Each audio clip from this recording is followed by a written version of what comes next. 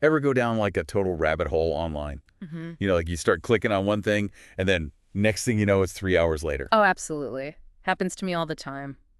Well, that's kind of what happened to me prepping for this deep dive. Uh, it's a bit out there, I gotta warn you. Color me intrigued. So I found this YouTube video, right?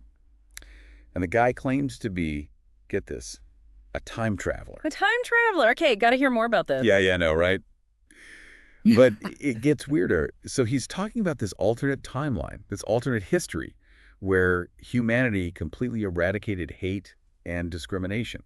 No hate or discrimination at all. I wonder if he's talking about like a specific time period, or is he suggesting this was like a permanent state of affairs? Right. Well, he doesn't really get into specifics about like dates and stuff, Mm. but he paints this picture of this like utopia where everyone was just totally accepting of everyone else. And I got to say, it's a pretty compelling idea. I mean, who wouldn't want to live in a world like that? Definitely, definitely.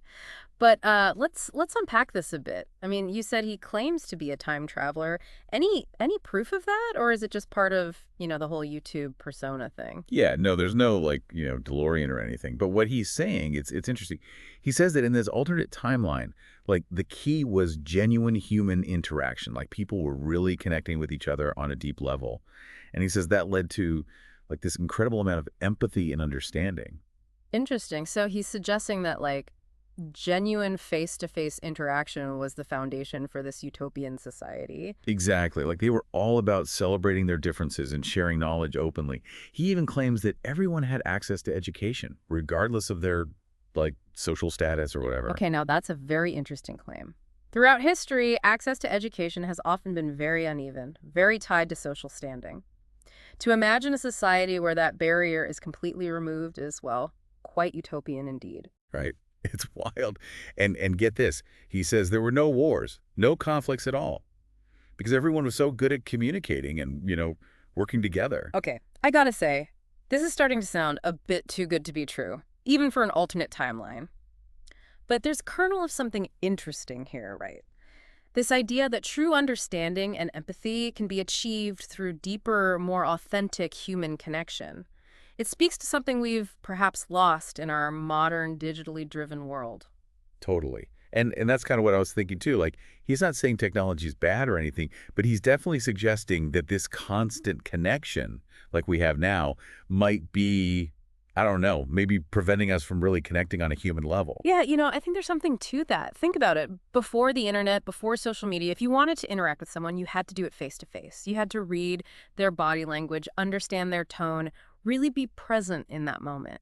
Right. Like imagine having an argument with someone through letters or, trying to fall in love over text messages. It just wouldn't be the same. Exactly. There's a certain level of nuance, of empathy that's often lost in the digital world. I mean, think about your own experiences online. How often have you had a misunderstanding because someone misinterpreted your tone in an email or a text message? Oh, all the time. It's like, Oh, it's so easy to misinterpret things when you're not actually seeing the person's face or hearing their voice. right. And this time traveler, he's suggesting that in his alternate timeline, those misunderstandings just didn't happen because people were so used to communicating in person. Makes you wonder, doesn't it? Like, if we spent less time online, would we be better at understanding each other in real life? It's a fascinating thought experiment, and it's something I think we need to be more mindful of, especially as technology continues to evolve and shape our interactions.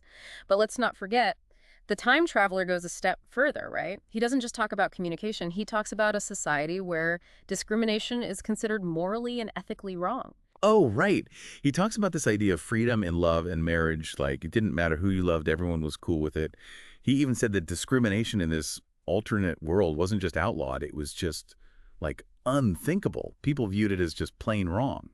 And that's a powerful idea, isn't it? To Mhm. move beyond just legal protections and into a space where discrimination is universally understood as morally and ethically reprehensible.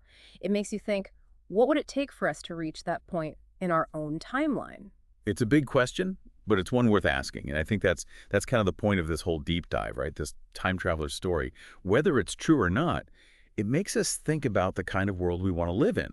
And maybe, just maybe, it gives us some ideas about how to get there. Absolutely.